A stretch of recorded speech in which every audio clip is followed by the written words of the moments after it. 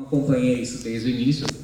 Eu faço parte de uma área específica do Santander Cultural em Porto Alegre, mas acompanhei, enfim, em reuniões gerais. Não está a nossa preocupação de que a marca esteja aqui colocada em algum ponto do teatro, e sim a população percebeu que o Santander acredita no amanhã, a população percebeu que a gente está investindo em alguma coisa que discute o amanhã do Rio de Janeiro, do Brasil, do mundo. Esse é o nosso ponto de preocupação. Voltando para o professor Veríssimo, essa questão de escutar na terra é muito importante, aí a parceria pública-privada. É difícil para nós, na iniciativa privada, colocarmos o ouvido na terra para saber de todos os projetos que estão acontecendo nas milhares de cidades que existem pelo Brasil. Então, quando você começa a ter um volume maior de credibilidade, de ação dentro da comunidade que você atua, e o Estado pode vir e dizer, olha, esse é um projeto sério, bacana, Banco Santander ou empresa X, eu aconselharia você a estar investindo nesse projeto. O AfroReg é uma parceria do Santander de anos, e começou assim, entre outros exemplos.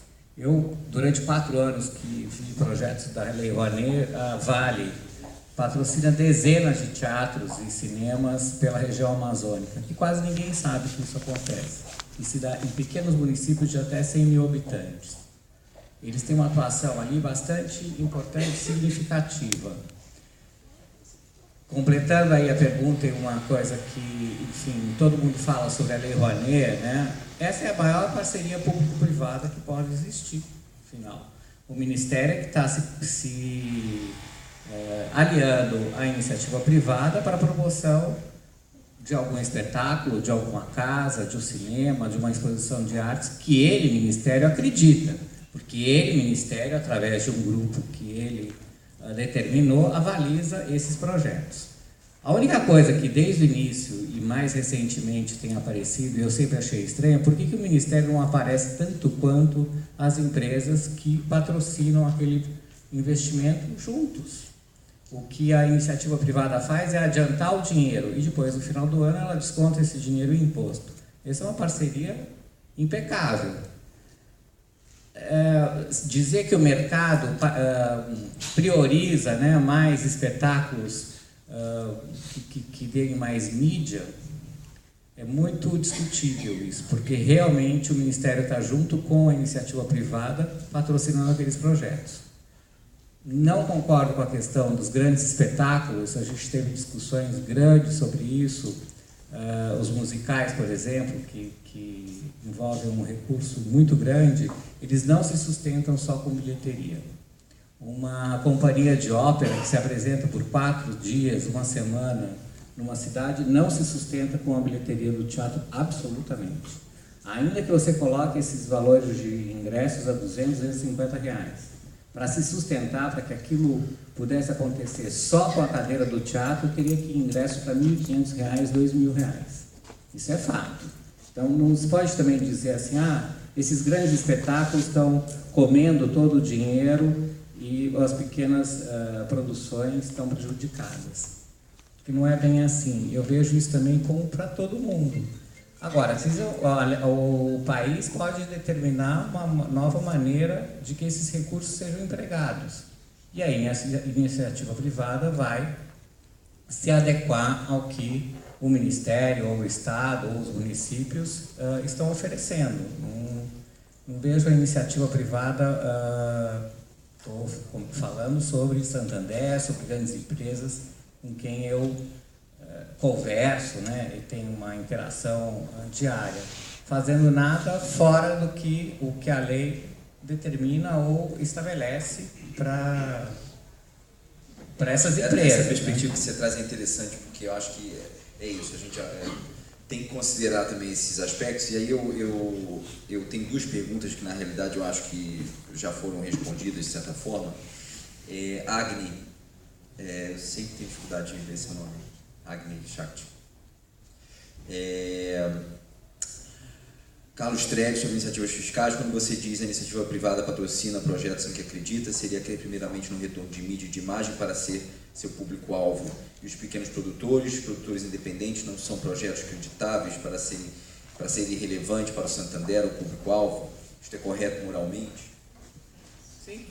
Eticamente, já que os impostos são pagos por todos, inclusive pelo público dito não alvo. Esse negócio público-alvo é ótimo, né? Porque a gente se sente com os impostos. Mas, enfim, quando o Estado solicita carta de intenção, essa é para Tatiana, tá? Então, obrigado. Agora, o senhor Carlos Treve afirmou que o Santander agora com foco no que acredita. Dentro disso, há um pensamento estratégico de potencializar alguma expressão cultural no Brasil. Parabenizo o Santander por viabilizar um projeto de divulgação de ciência tão importante para a cidade. E depois tem outra pergunta dos componentes da Metro. Isso foi a pergunta da Eloá Correia. Depois eu deixo aqui a sua outra pergunta. E aí o Gustavo Eisenburger. É isso? Gente, não tem um nome mais. Como cobrar... Cadê? Como cobrar o sentimento público de uma empresa particular? Quantos editais privados haveria se o dinheiro... E aí eu acho que é muito... Eu estou fazendo essa pergunta agora. Quem é o Gustavo? Oi, Gustavo. Eu acho que eu estou trazendo essa pergunta porque eu acho que foi basicamente a pergunta que eu fiz. Quantos editais privados haveria se o dinheiro investido fosse privado? Por que o 100% de incentivo fiscal só existe no Brasil e por que nós não o estranhamos? O papel do Estado não seria de garantir crédito, critérios públicos para o investimento em cultura? Foi isso. A gente não pode esquecer que as empresas não investem só nos incentivos fiscais, que existe nessa parceria público-privada.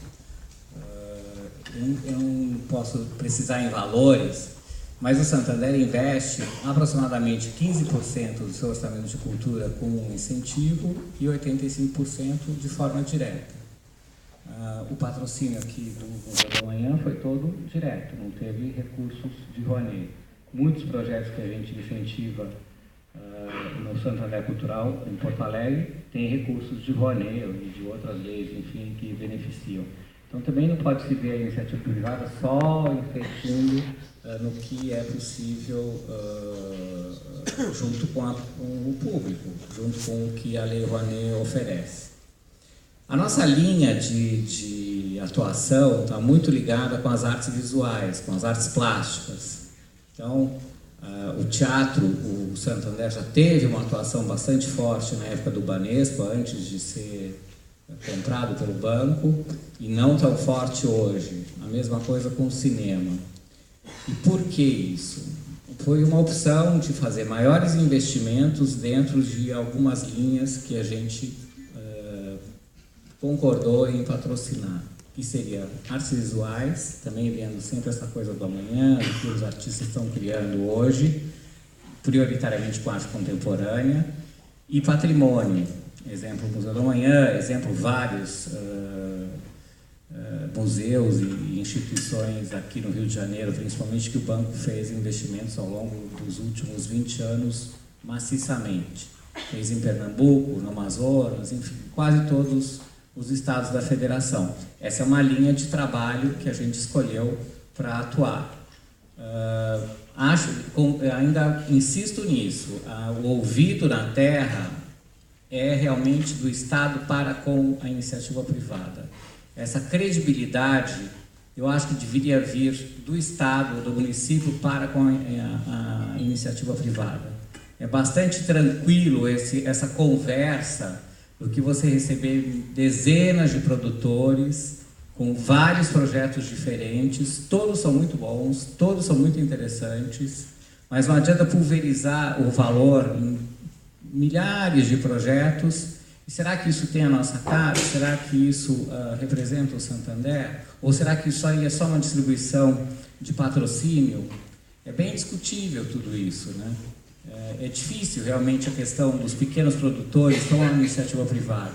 E aí eu acho que cabe como obrigação do Estado a incentivá-los, ou com fundo perdido, ou com aumento de recursos, ou com uma parte da Lei Rouanet dirigida para isso, mas também isso com muita clareza, para que não vire um palco político dos projetos que venham a ser realizados com esses recursos. Aliás, aproveitando, Eliane, como é que era isso na Petrobras? Como é que foi a tua experiência em relação a essa dinâmica de, numa empresa, enfim, uma sociedade de economia mista?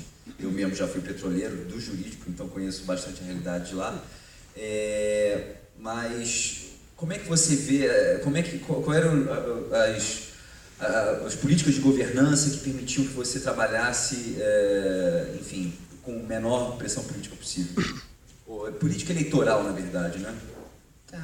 Eu não sei se você está falando da governança do contexto cultural. Isso. Certo. Aliás, só um instantinho, né? O Eduardo Teixeira tinha feito uma pergunta que eu também acho que já foi respondida. Quais as vantagens e benefícios das empresas em patrocinar eventos por meio da lei de incentivo? Pode falar. Tá.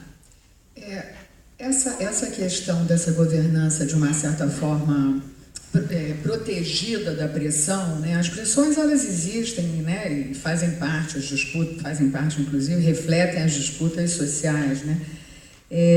A gente conseguiu uma coisa que eu acho que foi muito importante e acabou sendo muito referencial, que foi um pouco o que a gente está chamando aqui de colar o ouvido no chão, que foi o edital, o programa Petrobras Cultural.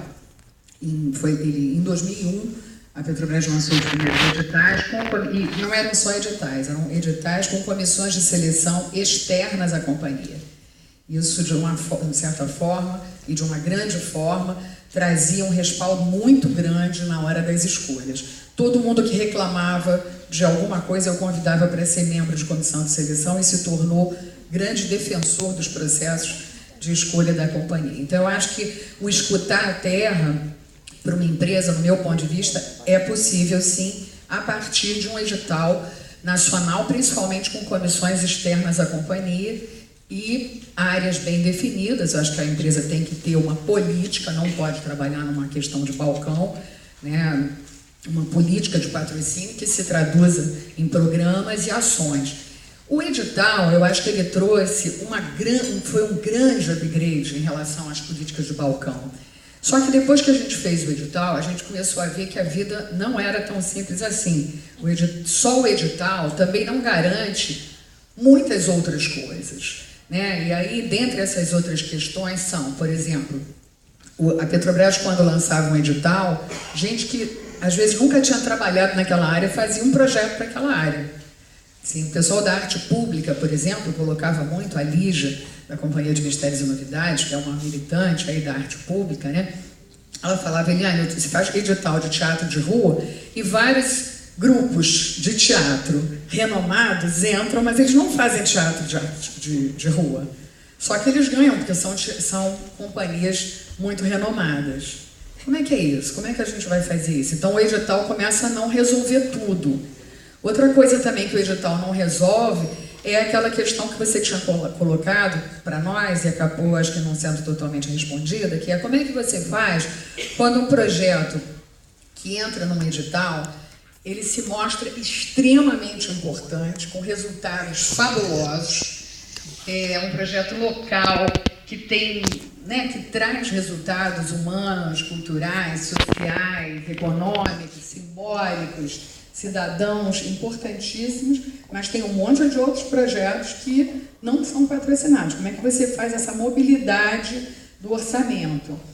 Só o edital, se você contrata por um ano aquele que foi reconhecido no edital do ano tal, no ano seguinte esse cara vai perder o patrocínio. Então só o edital também não funciona. Então a gente começou a um pouco trabalhar melhor essa questão e criar um programa, que antes era um edital. A gente começou a pensar um programa que tivesse o edital como escuta, com o ouvido colado no chão, mas também uma linha chamada Ações Continuadas. E também uma linha chamada, que agora não me lembro, se chamava Projetos Especiais, não me lembro, que eram ações que surgiam, não eram continuadas, não eram edital, mas que se colocavam com a urgência que precisava ter uma atuação que não dava para dizer, não, então tá, no ano que vem você se inscreve no edital e se você for contemplado, a gente recupera esse tempo perdido. Não era assim. Então a gente começou a trabalhar com um programa. É claro que numa empresa, as pressões são grandes também de dentro da empresa, porque o patrocínio é uma ferramenta de comunicação. E dentro de uma empresa, o acionista majoritário da empresa, ele pode perfeitamente sugerir, dar as prioridades, sinalizar uma prioridade para a comunicação da empresa, ou uma ação que ele queira atender. Ou a área de relacionamento com as comunidades pode trazer uma coisa dizendo, não, a Petrobras vai, por exemplo, construir uma refinaria em tal lugar, eu quero sim fazer o restauro da igreja de não sei o que ali, porque eu preciso, eu vou instalar ali uma unidade, indústria de risco, apesar de existirem os royalties, o patrocínio também tem essa função de comunicação com públicos, de comunicação com praças prioritárias do ponto de vista do negócio da companhia também. Então a gente também não podia engessar só no edital, porque se eu engessasse no edital, eu ia começar a ficar louca, porque as pressões iam vir em cima do edital. E o edital, a maneira que eu encontrei de preservar o edital foi dizer, não, aqui é o edital. Comissões externas à companhia, comissões soberanas, a Petrobras não intervinha nos resultados, não sequer dizia, olha, eu acho que esse ano a gente devia... Não, e isso era a resposta que a gente dava. Bom, eu não posso delegar para a sociedade civil e dizer o que eu quero que eles cuidem, né? A gente vai levar para a mesa 2, inclusive tem uma pergunta que foi feita, que é tipicamente na mesa 2, não sei se a Cristiana Maia estará nessa mesa, mas ela pergunta, no edital de fomento, diante de tanta diversidade de projetos e propostas, muitas linhas de ação, não seria importante a criação de mecanismos que tornassem mais transparentes os critérios e as pontuações finais de todas as propostas descritas? Essa é bem a pergunta para a mesa da tarde. Exatamente. Essa transparência não seria um retorno valioso para os agentes culturais que propõem projetos? Qual a visão da Secretaria Municipal de Cultura em relação a isso e quais as medidas apoiadas que facilitam essa transparência? Justamente que a gente vai discutir na mesa dali, eu já vou passar para você também. Posso só fechar ali? Por favor. Então, nessa divisão que a gente fez entre o edital, como escuta, né, de colar o ouvido no chão, edital nacional, assim, a gente tinha um compromisso de lançar o edital anualmente. O último edital da Petrobras foi em 2012. Isso eu acho que é um furo, claro que houve milhões de motivos, a gente está vendo aí, mas eu acho que isso fura inteiramente a lógica. Porque a lógica era ter um edital que mantivesse a roda girando. Se não foi selecionado esse ano, ok, você pode ser selecionado no ano que vem. E ao lado disso, as ações continuadas e ao lado disso, as ações eventuais que iam surgindo. Nas ações continuadas, também havia problemas nessa questão da governança. Por quê? Algumas das ações continuadas da Petrobras são ações continuadas de grande porte e que também não podem ser demonizadas. Estou falando aqui de Grupo Corpo, Grupo Galpão, Orquestra Petrobras Sinfônica, que eram os grandes valores do patrocínio da Petrobras. Festival de Cinema do Rio, Festival de Cinema de São Paulo, Gramado, Pernambuco, Festival de Recife, Recine, enfim. A Petrobras tinha uma quantidade imensa de festivais e alguns grandes festivais que eram projetos continuados, como o Corpo, o Galpão, a Orquestra e tal. Muita gente que vinha para mim dizia, bom, se eu ganhasse o dinheiro, empresas produtoras de dança, se eu ganhasse o dinheiro que o Corpo ganha, eu também seria o Corpo. São questões que você tem que escutar. É claro que você não necessariamente, se tivesse aquele dinheiro todo, seria o Corpo, claro. Porém, é exatamente a área em que a gente deixou para que o marketing, as políticas mais de comunicação, tivessem a sua gaveta ali no patrocínio, como eu falei. Eu, na época, estou falando porque eu era gerente de patrocínio na época, eu fui zelar ali para poder garantir que o programa Petrobras Cultural fosse, de fato, escuta e garantida a credibilidade dos processos. Eu tinha também que ter espaços, por exemplo, a área do marketing, ok, vocês podem ter ações continuadas. Então, esses grandes projetos, a gente vai trabalhar a associação de marcas e valores.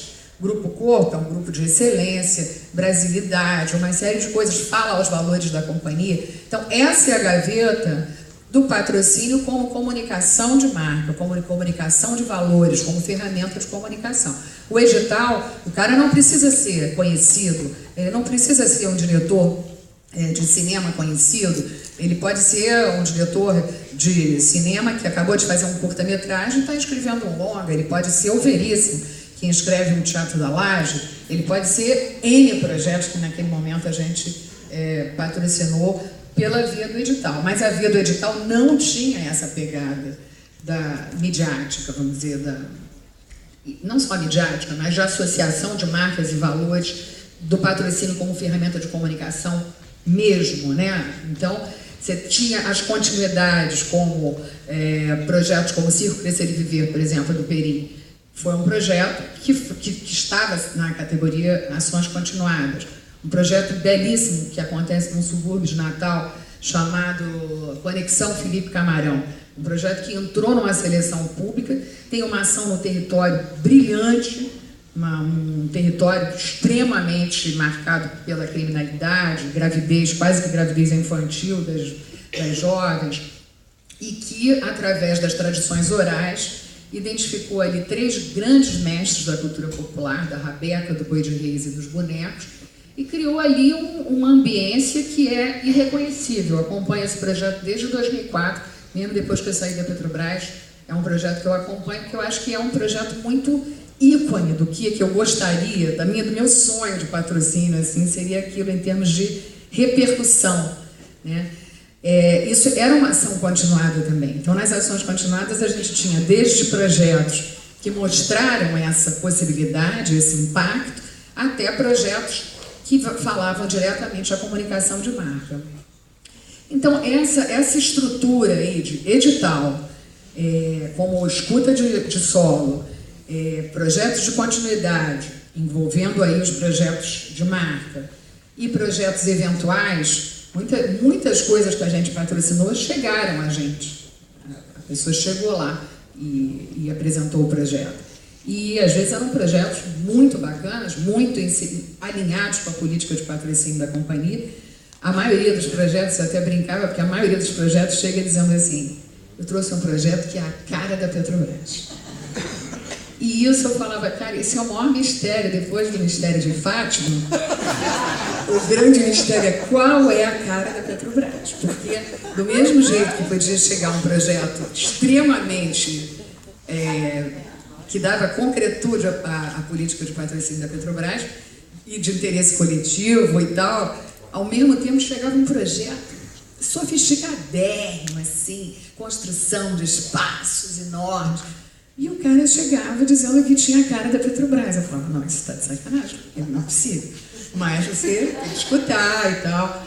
Então, eu acho que a gente acabou montando uma estrutura que garantiu uma certa, como é que se diz, barreira, né? O que eu quis realmente priorizar e preservar foi o edital. Acho que, no meu ponto de vista hoje, avaliando, eu acho que foi uma escolha, do meu ponto de vista, da qual eu me orgulho. Assim, acho que o edital é a única possibilidade para projetos que nos chegaram nesses 10 anos. A gente patrocinou um projeto, por exemplo, que era os Cantos de Acalanto das mulheres do Baixo Rio Xingu. Esse projeto não ia ser patrocinado por ninguém nunca, e é um projeto que envolve questões etárias, questões étnicas, questões regionais, a questão da música, o patrimônio material, né, a preservação do acervo, das tradições orais, étnicas, que eram mulheres indígenas. Quando que esse projeto ia ser patrocinado? Por alguma empresa, não digo nem só pela Petrobras, por alguma empresa. Somente através de um edital, né? Eu fiz cada vez que a gente lançava o programa, a gente fazia as caravanas, e era um maior barato, assim, porque eu ia às 27 capitais. E nas 27 capitais a gente fazia debate com os produtores culturais, que é quando você ouve outros sotaques e você vê que o buraco é mais embaixo, que o Brasil são muitos Brasis, né? E que coisas que pra gente aqui são facílimas. Por exemplo, no primeiro edital no edital de cinema, o cara tinha que mandar pelo correio o roteiro. E na primeira, logo aos 5 do primeiro tempo, numa dessas caravanas, o cara lá de Roraima falou: você sabe quanto custa mandar 7 cópias de um roteiro pelo Sedex? Eu fiquei morta de vergonha e imediatamente acabou essa história e passou a ser uma inscrição pela internet. alternativa, né? Podia ser uma coisa ou a outra. São pequenas coisas que só você falando com o produtor, você vê que tem determinadas coisas que o gerente está no seu escritório ali com a refrigerada, ele não tem a menor noção, né, muitas vezes, de que pequenos detalhes que não vão fazer diferença, porque tem uns que fazem diferença, que a gente está sujeito ali a 8666, aos marcos legais, que não são próprios para a cultura, mas tem outros que não fazem diferença, a gente simplesmente não sabe que fazem tanta diferença para o produtor, né? Então, acho que, não sei se respondi a tua pergunta, assim, acho que essa estrutura montada de governança da cultura nos protegeu de muitas pressões. Tatiana, eu também tinha feito algumas provocações para ti. Você quer fazer algum comentário em relação ao que eu falei? Ou eu posso te fazer outra pergunta? Eu acho que você tinha feito o Carlos, e o Carlos acabou que respondeu. Sim. Eu não tenho muita coisa, mas acho que segue a fala da próxima. Então tá bom, então eu vou fazer o seguinte, algumas pessoas fizeram algumas colocações, algumas perguntas variadas sobre questões mais práticas relacionadas ao fomento, então eu juntei todas elas numa coisa só. O Gerardo Torres fez uma pergunta em 2 idiomas quase. Entendeu, Gerardo? Bueno. Na área de artes visuais, a gravura não tem, a mi parecer, suficiente apoio do Estado, não é isso? E é um foco considerado dos editais, e aí especificamente falando da parte de gravura em artes visuais. Isabela Souza da Silva, o que o Fomento Carioca tem experimentado com o patrocínio da residência artística na Arena de Cro, do Teatro da Laje na Arena de Cro, é uma experiência que não há similar em termos de residência no Brasil, especialmente em termos de aporte aos atores. Para além disso, consolida esse projeto como inovador, porque ele está atrelado a um espaço cultural, neste caso a Arena de Cro. Essa reflexão, portanto, é apenas um olhar para essa experiência no sentido de buscar replicá-la, talvez fora da concorrência do Fomento em seu formato atual, em outros equipamentos culturais municipais, uma vez que ela concretiza esses espaços como centros de formação artística, para além de espaços contemplativos, de excelência, bem como reconhece a potência das expressões artísticas dos territórios onde os equipamentos estão localizados. Excelente. O Gilson também, o Gilson de Barros, cadê o Gilson? Nosso gestor lá de Santa Teresa, fala também na potencialidade das zonas, não é isso, Gilson? E ele também acha que não está sendo totalmente utilizada. O Reinaldo Santana, cadê o Reinaldo? Sabendo-se que a população afrodescendente é mais de 60% na cidade e no estado, como poderíamos trabalhar uma política de fomento para este vasto segmento com olhar próprio e propositivo? Acho que, Tatiana, caberíamos nós comentarmos isso. Antônio Seixas, da Banda Filarmônica do Rio. Não deveria haver políticas públicas de fomento específicas para manifestações artísticas que atuam como agentes de preservação da memória e da tradição cultural da cidade, como as bandas de música e o jongo, por exemplo, lembrando somente que essas manifestações artísticas não possuem apelo midiático. E a gente volta à questão da marca, né? Fomentar e investir. Como pode... Esse é o Marcelo Gruma, chefe do setor de políticas de fomento da Funarte. Cadê o Marcelo?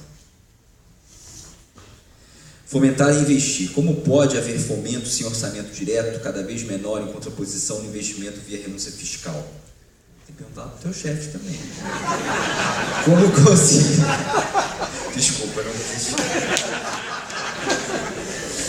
Como conciliar Estado e mercado? Exemplo, edital Klaus Viana Dança, distribuir 4,5 milhões em 2015, Lei Rouanet 79 milhões para a dança em 2015. Enfim, Tatiana, gente, vocês perceberam que não tem intervalo, né? Então, se vocês tiverem vontade de fazer pipi, beber água, como eu nesse momento, por exemplo, vocês têm que se ausentar e ir. Então, eu vou fazer assim, Tatiana, eu vou agora e você fica respondendo e depois...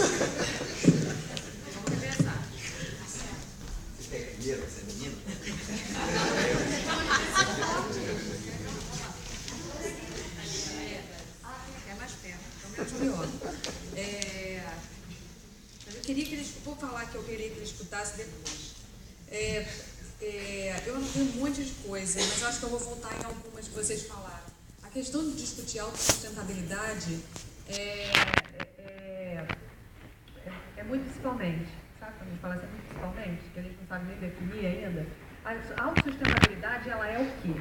É alguém que não precisa de recursos de terceiros? É alguém que gera recursos sem ter receitas externas? O que é autossustentabilidade na área de cultura? A gente precisa conversar sobre isso porque a gente fica lançando problemas que são problemas como o que o Carlos falou. Os musicais, eles requerem muito recurso e eles têm capacidade de mercado e eles podem ser autossustentáveis pela bilheteria. Só a engenharia que você falou, que você descreveu, você já vê que não existe autossustentabilidade aí.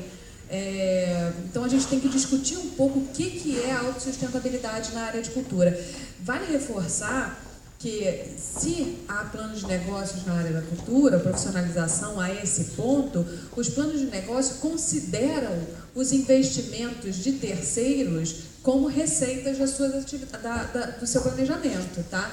Isso foi uma coisa, isso é uma situação criada pela própria organização do setor cultural, principalmente após os adventos das leis de incentivo. Então, a gente tem que refletir isso, encarar isso como um fator, uma característica do setor, e aí desenvolver outras formas da gente avançar no sentido da sustentabilidade, do financiamento. A discussão ela fica sempre girando muito a respeito da lei de incentivo e do problema do investimento na lei de incentivo.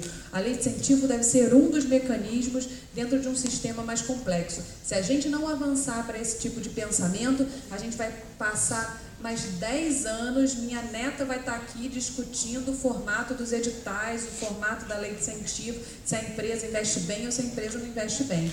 A gente tem que avançar nessas questões. Essa é uma das coisas.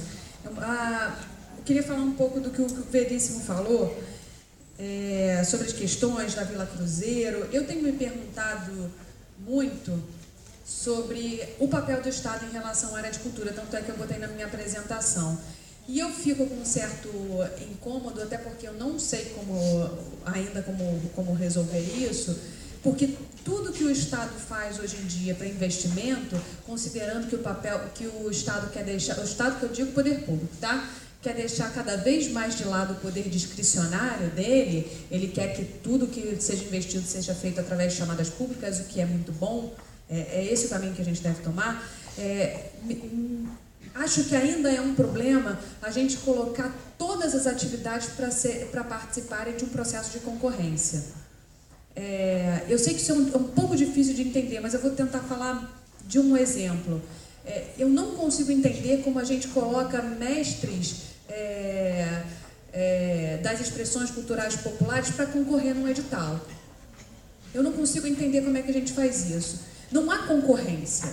A gente tem que haver uma forma do Estado dar estrutura para essa atividade acontecer e ela não depender de uma concorrência pública que, assim como o Veríssimo falou, assim como Eliane falou, ela é sazonal, inclusive.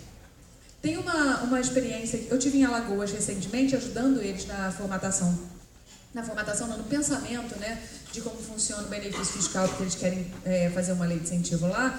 E eu descobri que eles têm uma coisa muito curiosa. Eles fizeram, num certo momento, uma identificação dos mestres populares, uma identificação, tá? Não é um vocacionamento, diferentemente do que a gente faz nas artes visuais, é uma identificação, e esses mestres recebem, até o fim das suas vidas, pelas suas atividades e pela importância da sua existência e da transmissão dos seus valores, eles recebem um salário mínimo por mês. É difícil da gente entender, princípio, nossa, mas o mestre vai receber um salário da administração pública, mas ele não é funcionário. Vamos ultrapassar essas questões. Vamos entender da importância dessa pessoa ter a dedicação na atividade que ela produz para aquele entorno, para aquela localidade. Aí você consegue aceitar isso tranquilamente. Eu sei que são questões difíceis, tá? Do ponto de vista legal, inclusive. Claro, eu fiz essa mesma pergunta que eles me falaram. Eu falei, mas como vocês pagam? E o vínculo? E aí eu não consegui... Oi? Eles são emanantes do coragem, de toda a gente não ânima dessa cultura. Não, o que o Marcelo falou do ponto de vista, porque eu sempre me coloco também a questão, e ainda não descobri, eu vou até estudar, depois eu te conto como é que foi. Então, O que eu quis dizer é que a gente, como gestores públicos, e a gente está aqui numa época meio esquisita de caça às bruxas, nós estamos sempre preocupados com o nosso CPF. Eu não sei vocês, mas eu sou assalariado e eu tenho não tenho pai rico, não tenho família rica. Então, se eu sou o nome dos tijucanos, inclusive, se eu um dia for processado pelo Tribunal de Contas do município, por exemplo, como aliás provavelmente vai acontecer, porque, enfim, é sempre assim, né? Eu que vou ter que pagar o meu advogado, né? Então a gente tem que também ter essa preocupação do ponto de vista legal, porque nós estamos muito limitados a certos balizamentos que são anacrônicos, inclusive, né? E que não, especialmente na área da cultura, né, professor, que não revelam toda a sofisticação e toda a complexidade do sistema cultural. Mas na realidade a gente fica, muitas vezes, de mãos atadas. Isso é uma coisa que nós, como gestores públicos, a gente tem sempre que falar para vocês inclusive acreditar. A gente tem que ultrapassar essas questões, que são as questões burocráticas e legais, mas nós temos atividades vinculadas. Então, a gente tem uma limitação para isso. A gente pode criar novos sistemas, mas eles ainda assim são vinculados e eles ainda assim têm que responder à legalidade. Aí uma outra questão, situação que eu me lembrei quando o Veríssimo estava falando da Vila Cruzeiro, que talvez seja uma coisa para a gente pensar para o futuro. Os recursos são públicos, existem organizações que têm uma atividade simbólica de extrema importância e tem uma ação local de extrema importância, como é o Teatro da Laje. Por que a gente ainda não desenvolveu um sistema que a própria sociedade elege quem são aqueles que têm uma representatividade local? E aí o poder público faz monitoramento disso. A França, por exemplo, tem isso. Não é o poder discricionário do gestor, não é uma concorrência, é simplesmente um vocacionamento pela própria sociedade ou pela própria população do entorno. Também é difícil legalmente a gente fazer isso, mas é uma coisa que a gente tem que pensar para o futuro. Porque hoje em dia a gente está fazendo os conselhos, a gente está cada vez colocando a sociedade para decidir mais, né? Seja através de seus representantes. Mas não, por que não isso não ser através de uma concorrência e sim de um vocacionamento monitorado pela administração pública? Eu estou só resgatando alguns assuntos antes de responder. Sobre territorialização do orçamento, isso é uma questão que vira e mexe, ela retorna. Eu não acho que esse é o melhor parâmetro, definitivamente. Quando você fala territorialização do orçamento estrito sensu, né? Vamos distribuir por território, porque isso não considera diagnósticos. Nem índice, não existem índices que são bons para a gente medir isso. Vou falar sobre um índice, por exemplo, todo mundo fala, vamos falar sobre DH. Se fosse sobre DH, por exemplo, o Rio de Janeiro, a cidade do Rio de Janeiro não recebia recurso de lugar nenhum. Nenhum no Brasil. Então, é difícil a gente territorializar, a gente falar de territorialização assim a seco. Eu acho que a gente precisa trabalhar diagnósticos, a gente precisa, a área de cultura, ela tem que trabalhar mais profissionalmente com levantamentos e estratégias para entender como investir. Isso não quer dizer que a gente não vai atender os menores porque a gente está trabalhando profissionalmente, não tem relação uma coisa com a outra. Mas isso é ainda mais complicado no Estado. Tá? É bem mais complicado no Estado. Eu vou dar eu não vou falar sobre esses dados, não, vou falar depois. No Estado é mais complicado ainda, porque a gente tem 92 municípios, a gente tem 8 regiões administrativas, da qual uma região é a região que tem capacidade de angariar recursos financeiros, que é a região metropolitana. E dentro da região metropolitana, a gente tem a cidade do Rio de Janeiro, que concentra nada mais, nada menos que 80% dos recursos de investimento em patrocínio e financiamento do Estado do Rio de Janeiro. É assustador. É assustador que a gente está tentando criar outras modalidades, outros mecanismos para que isso seja descentralizado. Mas a divisão territorial definitivamente não é ainda a melhor forma da gente fazer. O Estado do Rio de Janeiro, por exemplo, tem municípios que são municípios de uma dimensão territorial enorme, mas com uma área rural igualmente enorme. Então, como é que eu vou dividir, por exemplo, por município, se eu tenho uma região na Baixada Fluminense, por exemplo, com uma concentração populacional gigantesca, e aí eu tenho um município que é bem maior do que 3 municípios juntos da Baixada Fluminense, com uma população bem menor. Então a gente tem que observar, a gente tem que entender um pouco mais como a cultura se dá, sem o olhar da administração do que ela quer investir, mas sim o ouvido no chão é ótimo. Aliás, eu gostaria de falar mais poeticamente como você, infelizmente ainda não estou nesse patamar. Inclusive a parte pornográfica? Claro, por que não? Então, é um pouco complicado. A Lei 7.035 ela já traz uma pequena regulação em relação a isso, porque ela diz que todos os recursos do programa de fomento, de todas aquelas modalidades lá, eles podem ser investidos num limite máximo de 40% na cidade do Rio de Janeiro. Isso já faz com que a gente tenha pelo menos uma reserva para o Estado. Uma cota territorial igual a gente tem nos ações locais e tivemos agora no Fomento Olímpico. Isso. A gente não divide pelos outros territórios porque a gente tem que agir mais inteligentemente, mas a gente restringe o investimento em um único município. Não quer dizer que a gente não deixa que o Rio de Janeiro tenha, a gente quer que os outros municípios tenham também. E ainda sobre isso, é uma discussão que a gente está tendo há muito tempo, que eu tenho com o Carlos Paiva, desde que ele foi gestor da Bahia, e a gente está tentando colocar isso em pauta, o amigo lá da FUNAST talvez deva saber desse assunto. Assim como em outros setores, a gente entende que a área da cultura ela tem que fazer as unidades federativas compreenderem o seu papel. Porque hoje em dia a gente tem o Estado fazendo o mesmo papel do município que está fazendo o mesmo papel do governo federal. Ou melhor, o governo federal fazendo o mesmo papel do município. A menção ao edital Klaus Viana, por exemplo, é uma dessas situações. Não existe nos outros setores uma confusão tremenda como essa. Na área de transporte, cada unidade federativa tem a sua responsabilidade.